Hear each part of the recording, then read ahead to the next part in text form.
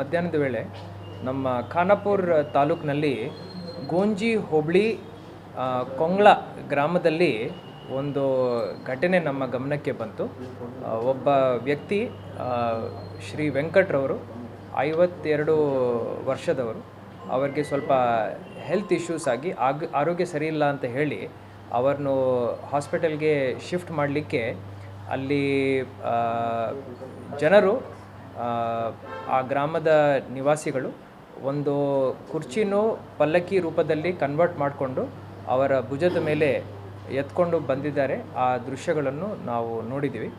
ಇದು ತಮ್ಮೆಲ್ಲರಿಗೆ ಗೊತ್ತಿರೋ ಹಾಗೆ ಭೀಮ್ಗಢ ಅರಣ್ಯದ ಒಳಗಡೆ ಇರೋ ನಿವಾಸಿಗಳಿಗೆ ಈ ಥರ ತೊಂದರೆಗಳು ಆಗ್ತಾ ಇರ್ತವೆ. ಹಿಂದಿನ ವರ್ಷವೂ ಒಂದೆರಡು ಗ್ರಾಮಗಳಲ್ಲಿ ಈ ಥರ ಸುದ್ದಿಗಳು ನಮ್ಮ ಗಮನಕ್ಕೆ ಬಂದಿದ್ದಾವೆ. ಸರ್ಕಾರ ಮಟ್ಟದಿಂದ ನಾವು ಅಲ್ಲಿ ಕಾಡು ಒಳಗಡೆ ವ್ಯವಸ್ಥೆ ಮಾಡಲಿಕ್ಕೆ ಆಗ್ತಾ ಇಲ್ಲ ಅಂದರೆ ಅವರನ್ನು ನಾವು ಪುನರ್ವಸತಿ ಸೌಲಭ್ಯಗಳನ್ನು ಕಲ್ಪಿಸೋದಕ್ಕೆ ಕ್ರಮವನ್ನು ವಹಿಸ್ತಾ ಇದ್ದೀವಿ.